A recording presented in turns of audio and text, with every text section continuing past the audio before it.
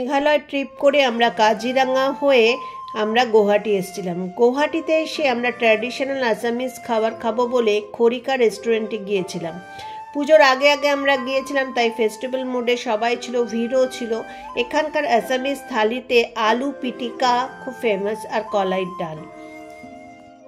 আমরা নিয়েছিলাম আলু পিটিকা, একটা মাছ নিয়েছিলাম, আর নিয়েছিলাম কলাইয়ের ডাল। আসামিজদের মধ্যে আলু পিটিকা কলাইয়ের ডালটা খুব ফেমাস। আর ফিশ নিয়েছিলাম, আর নিয়েছিলাম হাঁসের মাংস ব্যাম্বু দিয়ে। তো আমি ভেবেছিলাম ব্যাম্বুর মধ্যে করে হাঁসের মাংসটা রান্না হবে, তা না, ব্যাম্বু দিয়েই হাঁসের মাংস রান্না, তাই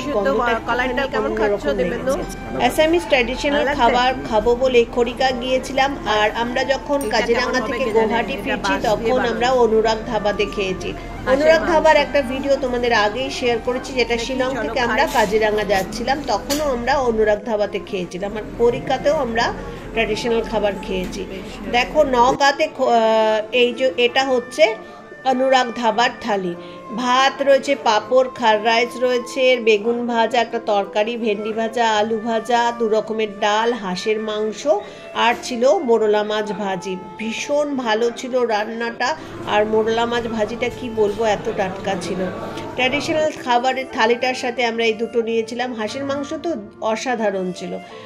এই দেখো কি দারুণ কালার না। আর লালটা হচ্ছে, দেখো এটা হচ্ছে খার রাইস, খুব ঝাল ঝাল একটা ভাত, কিছু বিটরুট দিয়ে মনে হয় বানায়।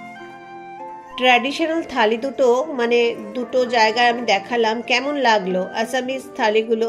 যদি ভালো লাগে ভিডিওটা তাহলে লাইক করে দিও, আর সাবস্ক্রাইব করে আমার বন্ধু হয়ে যেও।